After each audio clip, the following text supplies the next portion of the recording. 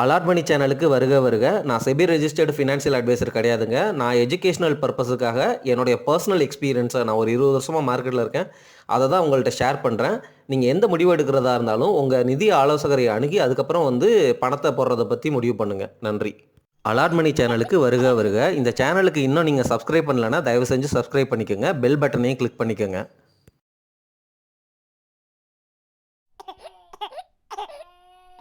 சைனாவில் அவங்க ட்ரம்ப் என்ன பண்ண போகிறாரு அப்படிங்கிறத பார்த்துட்டு அவங்களுடைய ஸ்டிமுலஸ் மெஷர்ஸை கொஞ்ச நேரம் பாஸ் பண்ணி வச்சுருக்கிறாங்க. சைனா அவங்களுடைய எக்கானமியை ரிவைவ் பண்ணணுங்கிறதுல முனைப்பாக இருக்காங்க. நிறையா காசை இன்ஜெக்ட் பண்ண போகிறாங்க. சைனா மார்க்கெட் வேறு சீப்பாக இருக்குது. அதனால் ஃபாரினர்ஸ் அங்கே இன்வெஸ்ட் பண்ணுறதுக்கு வாய்ப்புகள் இருக்குது. நம்ம நாட்டுக்கு வராமல் போகிறதுக்கும் வாய்ப்புகள் இருக்குது. அதே போல் நம்ம நாட்டில் என்னதான் கண்ட்ரியாக நமக்கு நல்ல எதிர்காலம் இருக்குது அப்படிங்கிறது உண்மைதான். ஆனால் எஃப்டிஐயோட சப்போர்ட் இல்லாமல் அது இன்னும் க்ளோ ஆக முடியாது அப்படிங்கிறது தான் நிதர்சன உண்மை. அதுக்கு கவர்மெண்ட் இன்னும் ரிஃபார்ம்ஸை நல்லா பண்ணணும் அப்படிங்கிறது தான் மார்க்கெட் எக்ஸ்பர்ட்ஸ் எல்லாமே பேசுகிறாங்க. நம்ம ஸ்ட்ரக்சரலாக நிறைய ரிஃபார்ம்ஸை ஃபாஸ்ட்டாக ஹெவியாக ரேப்பிடாக எடுத்துகிட்டு வரணும். அப்போ தான் இன்னும் ஃபாரின் இன்வெஸ்ட்மெண்ட்டை அட்ராக்ட் பண்ணலாம் அப்படிங்கிறது தான் எல்லாருடைய டாக்காக இருக்குது. அது மட்டும் இல்லாமல் நம்ம ஆர்பிஐ 6.6% தான் க்ரோத் இந்த வருஷம் இருக்கும் அப்படிங்கிறத அனௌன்ஸ் பண்ணியிருக்கிறாங்க. இதை நான் முன்னாடியே கூட பேசியிருக்கேன். லாஸ்ட் குவார்ட்டரில் 5.4% தான் அவங்க நம்ம எக்கானமி க்ரோ ஆகிருக்கு அப்படின்னு சொன்னாங்க. 5.4%ங்கிறது எக்ஸ்பெக்டடை விட ரொம்ப கம்மி. 7.2% அனௌன்ஸ் பண்ணவங்க 6.6%ஆக குறைச்சிக்கிட்டாங்க இந்த வருஷத்துக்கு. அப்போ 2025 ஏப்ரலில் இருந்து அடுத்த வருஷம் 2026 மார்ச் வரைக்கும் எப்படி க்ரோத் இருக்க போகுது அப்படிங்கிறது ஒரு மிகப்பெரிய கேள்விக்குறி. அட்லீஸ்ட் 7%க்கு மேலேயாவது நம்ம க்ரோ ஆகணும். அப்போ தான் வறுமை கோடுங்கிற அந்த லைனை தாண்டி மேலே வர்ற மக்கள் கீழே இப்போ போயிட்டாங்க கொரோனாவில். திருப்பியும் அவங்க மேலே எந்திரிக்கணும்னா நம்ம நாடு நல்லா க்ரோத்தை தொடர்ந்து ஒரு 8%, 7%க்கு மேலே, அட்லீஸ்ட் மினிமம் 7%க்கு மேலே கண்டிப்பாக இருக்கணும். அந்த க்ரோத்து கூட இல்லை அப்படின்னா நிறையா பேர் பணத்தை இழக்கிறாங்க அப்படிங்கிற மாதிரி நம்ம புரிஞ்சுக்கலாம். இன்ஃப்ளேஷன் வேறு நம்ம நாட்டில் அதிகரிச்சுக்கிட்டே இருக்குது. உங்களுக்கே தெரியும் விலைவாசி எங்கே இருக்குது வருஷம் அப்படிங்கிறது நம்ம எல்லாத்துக்குமே தெரிகிற விஷயம்தான். இந்த கடந்த அக்டோபர் டு டிசம்பர் மாதத்தில் யூஎஸ் டாலருக்கு அகேன்ஸ்டாக இந்தியன் ருப்பி ரொம்ப வீக் ஆயிடுச்சு. ஏன்னா யூஎஸோடைய டாலர் இண்டெக்ஸ் ரொம்ப ஸ்ட்ரென்தன் ஆயிடுச்சு. மற்ற கரன்சி எல்லாமே நிறைய டிப்ரிஷியேட் ஆகுது. நம்ம கரன்சி ரிலேட்டிவாக கொஞ்சம் கம்மியாக தான் டிப்ரிஷியேட் ஆகுதுன்னு பேசினாலும் இந்தியன் கரன்சி டிப்ரிஷியேட் ஆகிறது, இவ்வளவு ஃபாஸ்ட்டாக டிப்ரிஷியேட் ஆகிறது அப்படிங்கிறது ஒரு பேட் சைன் தான். அக்டோபர் டு டிசம்பரில் மட்டும் நம்ம ஆர்பிஐ ஒரு $60 பில்லியன் ரிசர்வ்ஸ்லேருந்து விற்றுருக்குறாங்க. ஆனால் 622 பில்லியன் ஜனவரி மாதம் 2024 இருந்தது. செப்டம்பரில் $701 பில்லியன் இன்க்ரீஸ் ஆயிடுச்சு நம்மளுடைய ரிசர்வ்.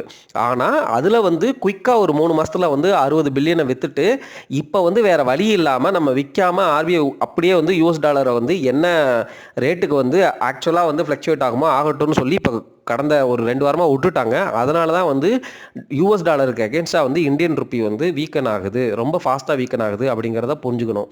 இது என்ன தான் யூஎஸ் டாலருக்கு அகேன்ஸ்டாக இந்தியன் ருப்பி வீக் ஆகிறது எக்ஸ்போர்ட்டர்ஸுக்கு நல்லதாக இருந்தாலும், இந்தியன் டாலர் வீக், அதாவது இந்தியன் ருப்பி வீக் ஆகிறது நம்ம நாட்டுக்கு இன்னவே நல்லது. ஏன்னு சொல்கிறேன்னு வைங்களேன், உலக மார்க்கெட்டில் எல்லாருமே டாலரில் தான் பொருளை விற்கிறாங்க. இப்போது உங்களுடைய கரன்சியை நீங்கள் வீக் பண்ணீங்க அப்படின்னா உங்களுடைய பொருளுடைய மதிப்பை எக்ஸ்போர்ட்டர்ஸ் குறைச்சிப்பாங்க.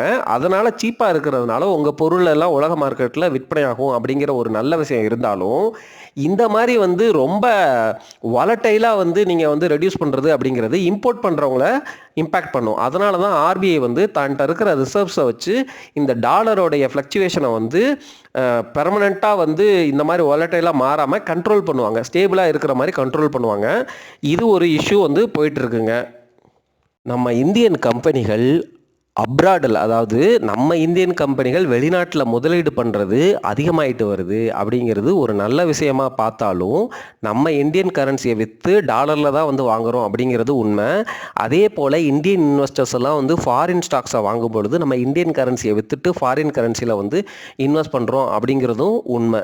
அதே போல் தான் ஃபாரினில் நிறைய இந்தியன்ஸ் வேலை பார்க்குறாங்க. அவங்க எல்லாமே சம்பாதிச்சு இந்திய நாட்டுக்கு அனுப்புவாங்கள்ல, அதுக்கு பேர் தான் ரெமிட்டன்சஸ் அப்படின்னு சொல்லுவாங்க. அந்த அமௌண்ட்டும் தொடர்ச்சியாக இருக்கணும். ஃபார் எக்ஸாம்பிள் நம்ம அதிகமாக இம்போர்ட் பண்ணுறோம், எக்ஸ்போர்ட் வந்து கம்மியாக தான் பண்ணுறோம். ஸோ இந்த இம்போர்ட் பண்ணுற அந்த பேர்டனை வந்து இந்த ரெமிட்டன்சஸ் மூலமாக தான் வந்து நம்ம கவர்மெண்ட் வந்து ஓரளவு மேட்ச் பண்ணிகிட்டு இருக்கு. சைனா மாதிரி கண்ட்ரியெல்லாம் வந்து பார்த்தீங்கன்னு வச்சுக்கோங்களேன், ஏகப்பட்ட எக்ஸ்போர்ட் பண்ணுவாங்க, இம்போர்ட்டுங்கிறது கம்மியாக தான் பண்ணுறாங்க. நமக்கு இம்போர்ட்டுக்கு வந்து இந்த ஆயில் கோல்டும் வந்து நம்மளை சாவடிச்சிட்டு இருக்கு, ப்ளஸ் எடிபிள் ஆயில். இது இல்லாமல் மற்ற விஷயங்கள் கூட நம்ம இம்போர்ட் பண்ணுறோம். நம்ம எப்போ எக்ஸ்போர்ட் ஓரியன்ட் கண்ட்ரியாக எப்போ மாற போகிறோம் அப்படிங்கிறது நமக்கே தெரில. இருந்தாலும் வந்து நம்புவோம். நம்ம நாட்டில் வந்து நிறைய வளங்கள் இருக்குது. மற்ற நாட்டில் இருக்கிற மாதிரி ஒரே குளிர், ஒரே வெயில், அந்த மாதிரி சீதோஷ நிலையில் அந்த கிளைமேட் வந்து இந்தியாவை பொறுத்த வரைக்கும் ரொம்ப ரொம்ப சூப்பரான இருக்குது. இவ்வளோ பெரிய கண்ட்ரி, இவ்வளோ பாப்புலேஷன் வச்சுருக்கிறோம். இந்த பாப்புலேஷன் தான் நம்ம ஸ்ட்ரென்த்து. ஆனால் என்ன ஒரு துரதிர்ஷ்டவசமான விஷயம் அப்படின்னா, எல்லாரும் எக்கானமிக்கு வந்து கான்ட்ரிபியூட் பண்ணுறோமா அப்படிங்கிறது தான் வந்து கேள்வி. எல்லாருக்கும் பல பிரச்சனைகள் இருக்குது. அந்த பிரச்சனைகள்லாம் சால்வ் பண்ணி எல்லா இண்டிவிஜுவலும் வந்து நம்ம எக்கானமிக்கு கான்ட்ரிபியூட் பண்ணுற மாதிரி ஏதோ ஒரு தொழிலில், ஏதோ ஒரு வேலையில் உள்ள ஈடுபடும் பொழுது தான் 140 கோடி பேர் இருக்கும். அதில் எவ்வளவு பேர் வந்து எக்கானமிக்கு கான்ட்ரிபியூட் பண்ணுறோம் அப்படிங்கிறது தான் வந்து ஒரு மிகப்பெரிய கேள்விக்குறி. எவ்வளவு லேடிஸ் வந்து வேலைக்கு போகிறாங்க அப்படிங்கிறத வந்து நம்ம யோசிச்சாலே ஈஸியாக புரிஞ்சிடும். பாதிக்கு பாதி பாப்புலேஷன் வந்து வீட்டில் ஹோம் ஒர்க்கர் அப்படின்னு சொல்கிறோம்.